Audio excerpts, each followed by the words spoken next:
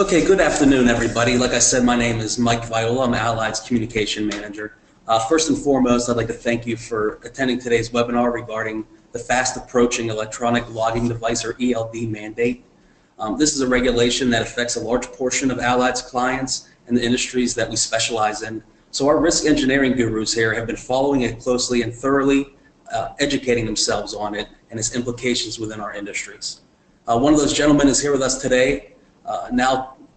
To present today's webinar, he is Cameron Boots, Allied's risk consultant. Before we get underway, there are just a couple housekeeping items I need to mention. First, besides the presenter, everybody is muted. So if you do have a question, please type it in the question box within the control panel on the upper right-hand side of your screen. We will address any questions at the end of the presentation. Second, we will be recording this webinar and we'll make it publicly available for anyone who would like to share it or view it again.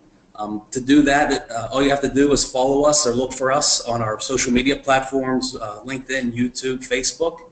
It'll be posted there, as well as on our blog page on our website. So without any further ado, let me pass it off to Cameron. Thank you very much, Mike. Good afternoon, everybody, and thank you very much for taking the time out of your busy schedules to join us on our webinar covering electronic logging devices. As Mike said, my name is Cameron Boots, and I am in the Risk Engineering Division of Allied Insurance Brokers, where we specialize in the crane, scaffold, and rental industries. So, the hot button topic of discussion, electronic logging devices. This is a topic of discussion that is talked amongst customers, at trade shows, and with your insurance broker. And before I get started, the point that I want to make, the perspective of ourselves as well as the perspective of the companies we do business with, is that electronic logging devices will change the way America does business. So the first point that we are going to discuss in today's webinar are the hours of service regulations. The reason that we're going to discuss that first is that's going to better help you understand the ELD requirements as well as the exemptions. From there, we're going to discuss the basics of the ELD mandate and then dive specifically into how the rule applies specifically to crane companies. Why we're having that conversation is because there's a gray area in specific areas of the country on how crane companies should react to this ELD mandate.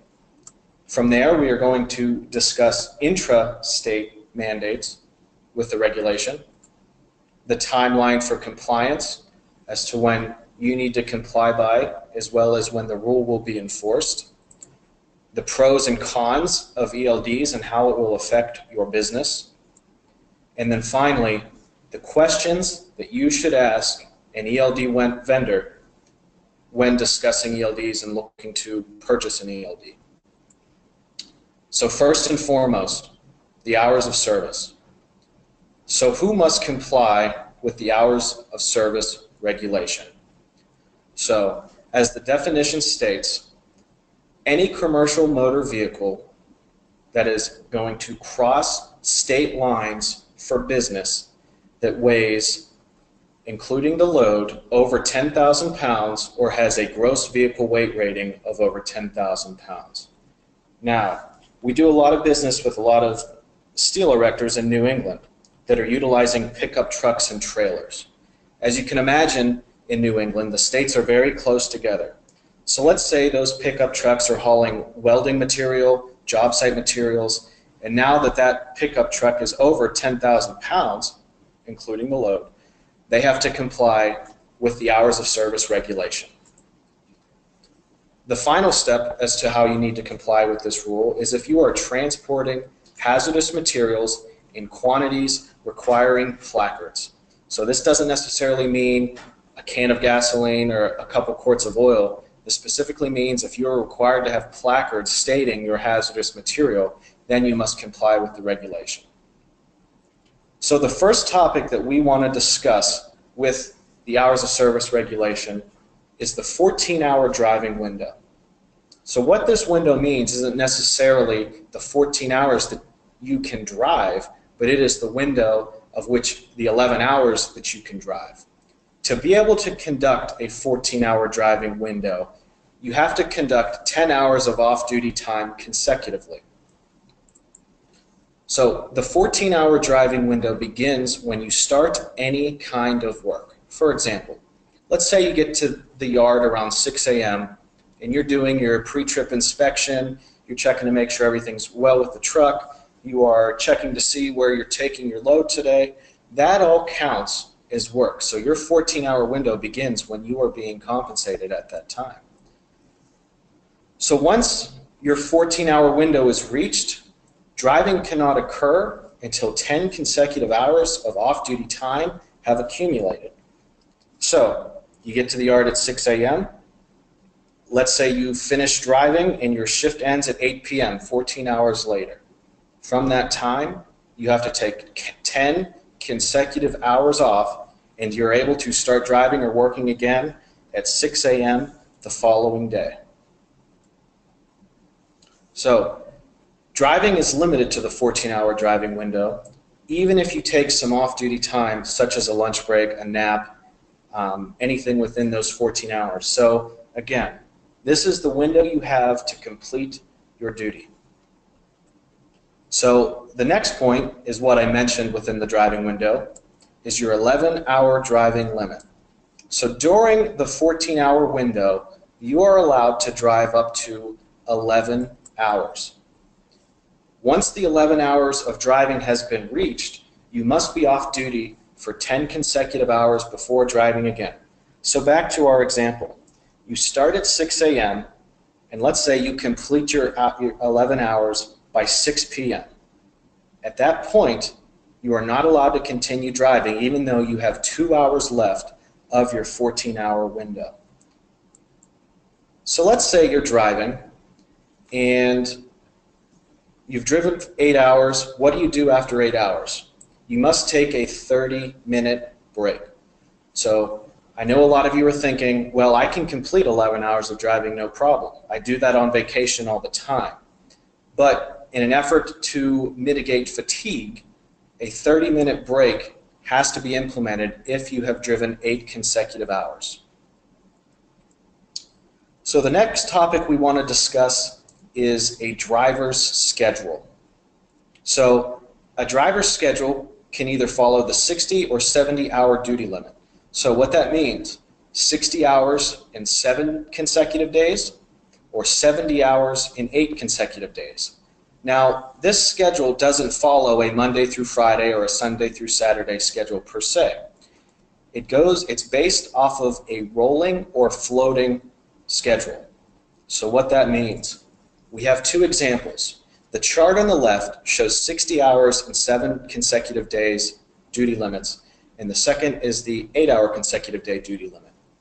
So let's say, for example, after the 7th day on Saturday where you've conducted 12 hours, you're going to work on Sunday. Once that 8th day hits, the first Sunday, number 1, is eliminated. But if you look in this situation, no hours were worked on that first Sunday, and they have already totaled 59 hours within the 7 consecutive 60-hour duty limit. So at this point, you have a couple of options. You can take a 10-hour break or take that day off, or you can do a 34-hour restart. So by taking a 34-hour restart, your 60 or 70-day hours fully accumulate and are available again, and your duty limits restart. So what is on-duty time? We get asked this question a lot with different scenarios of what is considered on duty. Our answer is simple. All time working for a motor carrier, paid or not paid. Now some of you might be asking yourself, I know none of my drivers are going to do work for me unpaid. The reason we have that in there is to close a loophole within the FMCSA regulation.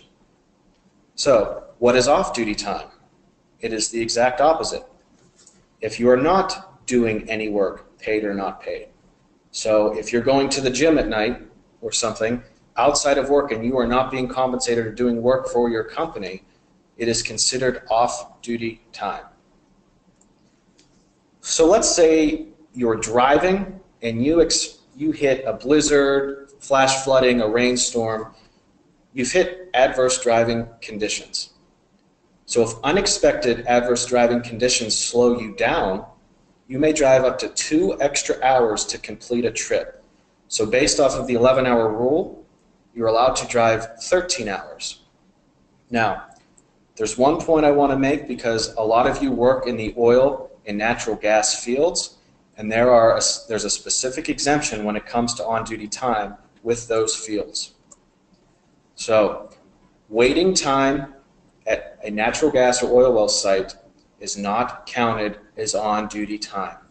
So the time that you sit in a truck or the time that you sit in a crane does not count against you as on-duty time, whereas any other job site or any other situation would count as on-duty time.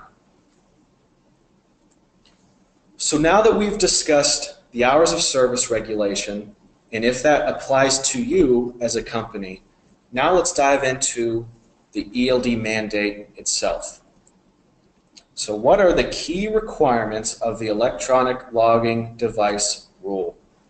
So this requires ELD use by commercial drivers who are required to prepare hours of service record of duty status. So if you meet the previous requirements that we've discussed, you're required to use an ELD.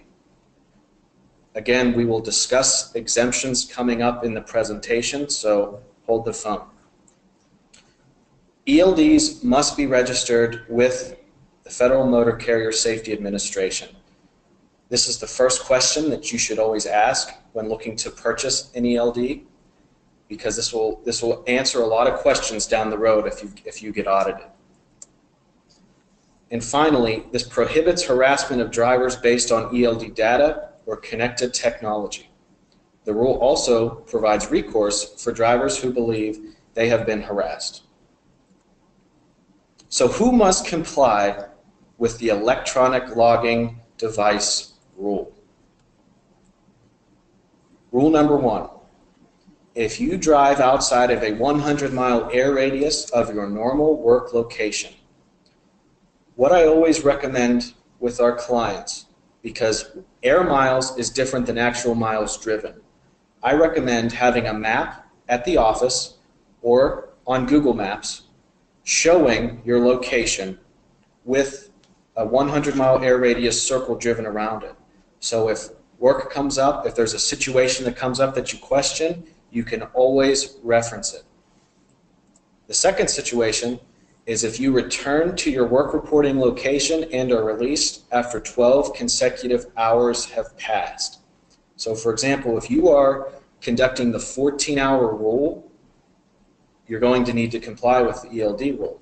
Now, specifically with crane companies, we always know crane operators want to get overtime, but what you need to keep into consideration, if they are not returning to the main location within 12 hours, they are now falling into the realm of being required to use an electronic logging device.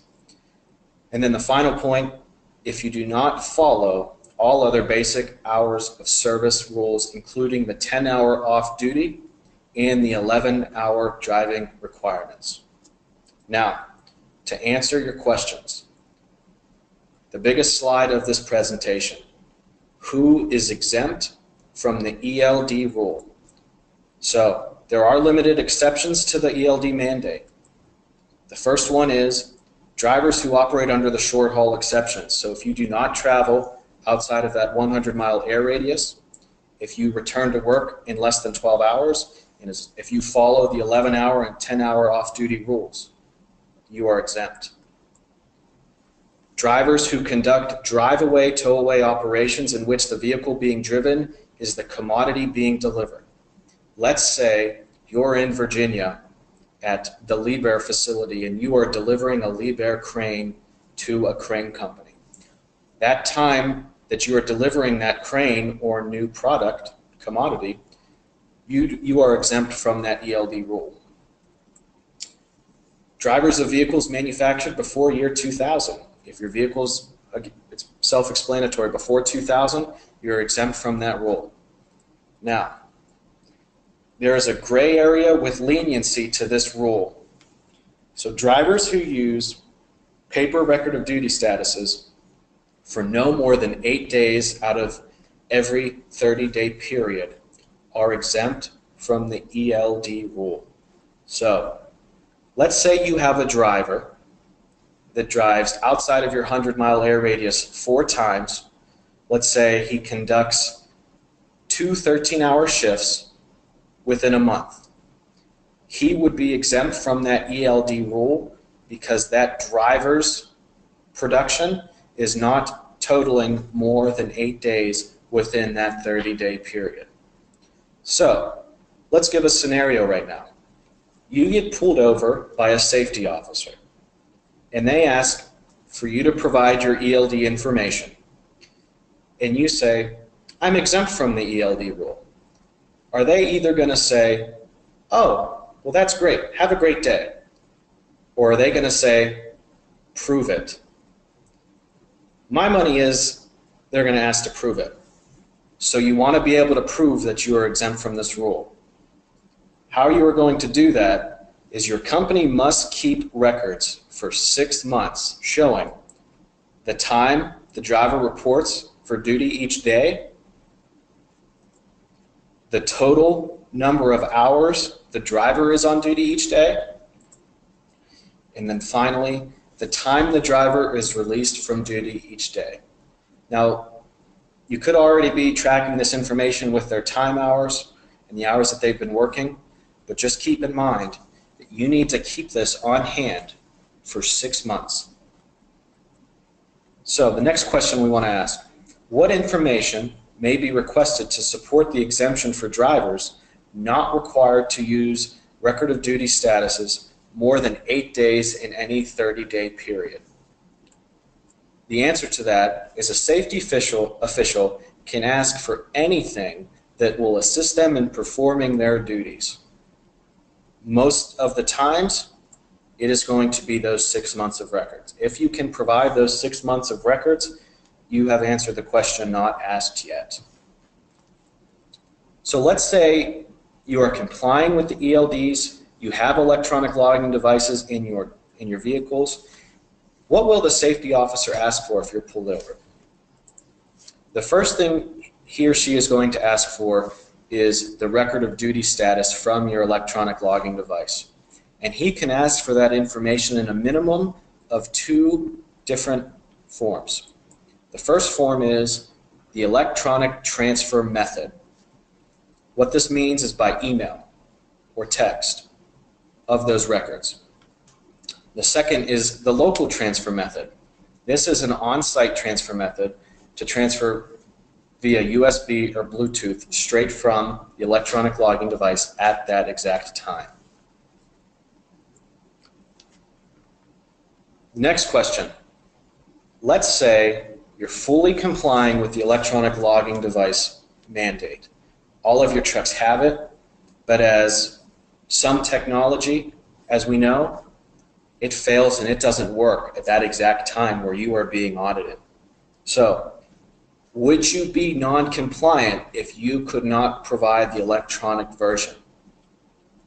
Answer to that is no. There's leniency in this, and we want to make sure you consider and you're familiar with your area of work and the leniency and how an officer will communicate this. As long as you can provide a hard copy printout or an actual ELD display of the record of duty status, you're fine. Now, if this is the 5th time that you have been unable to provide it, then you could get in some weeds there with that safety officer. So now that we discussed the main ELD mandate, we want to touch base on mobile cranes within crane companies because there's a gray area and a misconception here. So we pulled this specifically from the Federal Motor Carrier Safety Administration website, where they asked the question, are mobile cranes operating in interstate commerce considered commercial motor vehicles?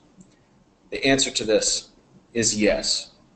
The reasoning, that crane is fully capable of traveling at highway speeds for over an extended period of time and then it'll be in the mix of traffic of public highways. So since a mobile crane can do everything that a truck can, it will be considered a commercial motor vehicle within interstate commerce. So I brought this slide up again because it's important to know the exemptions and to make sure you stay aware of this situation.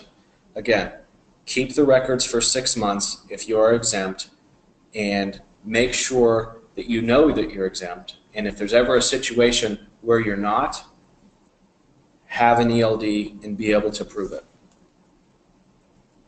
So what is the timeline for this compliance? As some of you already may know, the phase in compliance phase comes up in about 3 weeks, December 18th of 2017. That is where companies are expected to start phasing in electronic logging devices as they need them. Full enforcement in the mandatory use of ELDs will occur on December 16th of 2019. Keep in mind, this is for interstate commerce, which leads us to our next section of intrastate ELD mandates. Now, there are situations where specific states will follow this mandate, and there are other situations that are still unknown. So we have provided this real-time map of each state's status when it comes to the ELD mandate. And we are going to provide this link to this real-time map to everybody at the end of this presentation so you can keep track. So the blue states have adopted the ELD mandate for intrastate drivers, mirroring the interstate ruling. So everything we just discussed, the blue states are mirroring that rule. The yellow states are not yet known on what they are going to do within their interstate rulings. Now, that doesn't mean that they're not going to comply with it. The benefit of this being a real-time map, let's say in 2 to 3 months, Louisiana turns blue. You'll be able to be fully aware of that because, as we know, the mandate of full enforcement doesn't happen until 2019. Now the red states, Texas and Florida. Texas and Florida have adopted a relaxed timeline for ELD intrastate mandates. So as of December 18th, 2017, they aren't necessarily fully required to start implementing. They've implemented a relaxed implementation date. So coming from an insurance standpoint, one of the things that we see are these two states, Texas and Florida, are a couple of the most expensive states when it comes to auto insurance. So those states are always hot topics with discussions like this. So those are two states that we're always going to want to make sure that we stay on top of the ball with. So the next section that we want to talk about are the pros and cons of ELDs. So the first slide that I'm going to show are the pros and the positives of ELDs. Just so you guys are aware, these pros and positives are what the electronic logging device manufacturers are coming out with. From the beginning, our stance on it as this is going to change the way America does business. But from the manufacturer's perspective, their pros are listed on the page. A couple of the hot topic ones: accuracy, paperless. It's going to get you away from having to buy a bulky number of large paper logs. And of course, it's going to save you some time. So this is coming from the ELD manufacturer's perspective. Now, the cons to this. One of the big cons that we come up with is the United States has a shortage of drivers. So drivers aren't necessarily always readily available. So by implementing the ELD mandate, it could cause another large barrier into getting qualified drivers to work for you. So two cons that stand out here are the small firms are at a disadvantage, not necessarily always because of the price, but because of finding talented drivers to conduct the work. The second one is the Owner-Operator Independent Drivers Association. If your company is owner-operator, make sure you get their input on how they feel about this ELD mandate to make sure they are comfortable with it. So from that, what questions should you ask an ELD vendor when you're researching and looking to buy? Because within the next 3 weeks, it is being implemented, but just because it's being implemented doesn't mean everyone has already bought them. So the questions are definitely important. The first question is, how many years experience does your vendor have in the ELD field? Now the federal discussion of this has been going on for about 3 years, but ELD vendors have been around for about 20 years. There's been carriers that have been utilizing them, so it's always good to have a vendor that is very experienced within this field. The next question is, how many customers does the vendor currently service? If your vendor only services, per se, 6 ice cream trucks in Iowa, I would say they wouldn't be the best fit for your business. So the more numbers just shows the number of companies and the number of vehicles that are trusting their product. Does the vendor's software have the capability to be used on multiple hardware configurations? So let's say, for example, the software works on your computer at the office. That doesn't necessarily mean that it's going to work on the safety officer's computer from his vehicle when he is conducting an audit. So a question that you want to ask, are different configurations able to be used, and does this software have the capability of doing so? Next, has the vendor's solution held up to an FMCSA audit? If you ask the question first on if the ELD is approved by the FMCSA, you're going to eliminate these difficult steps from this question. Next, what is the vendor's track record? Are they stable? Will they be around in the future? Do they have a positive reputation? The last thing you want to do is buy ELDs for 100 of your vehicles, and in 2 years, that vendor is out of business. Because who do you go for with questions with your specific ELD? What happens to warranties? There's too many questions left up in the air. So make sure you have a strong, consistent vendor that's going to have a track record of 5 to 10 years. Does the vendor have a scalable system? For example, let's say you have 150 vehicles in your fleet. If they're doing a per vehicle price, is there a scalable system for giving them 150 units of business? We're all businessmen and women here. This is a question that we want to ask. Does the vendor's customer service support track record match their claims regarding how well the solution works? This is a question that you don't necessarily want to ask the manufacturer, because the manufacturer's response will always be, oh, it's great.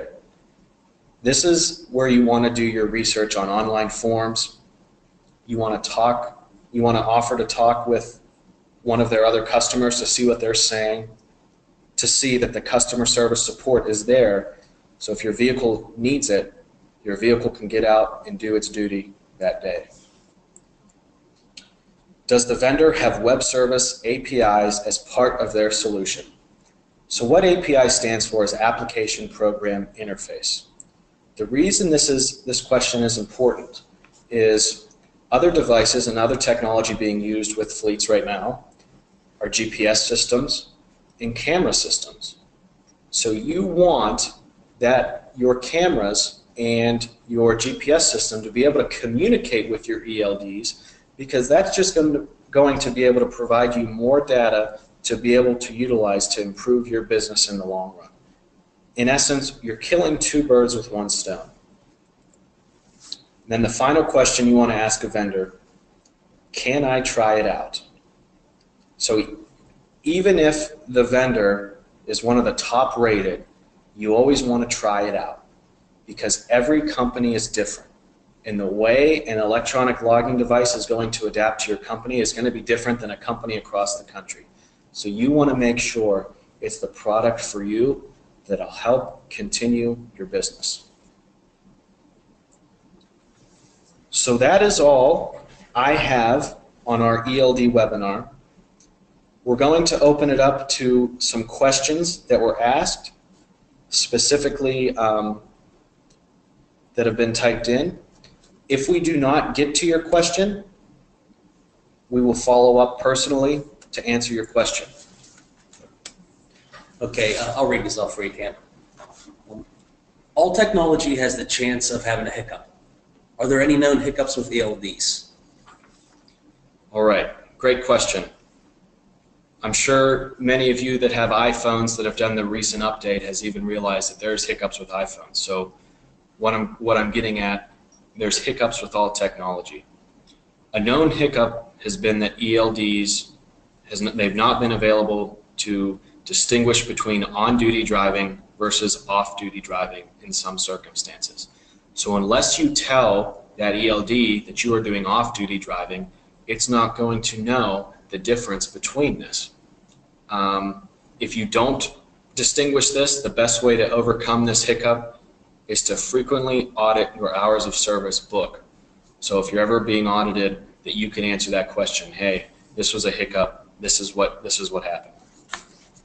Okay. Can an ELD be tampered with? Good question. ELDs can be tampered with. Specifically, going back to, let's say, the 60s, driver log books were tampered with as well. And technology you can tamper with as well.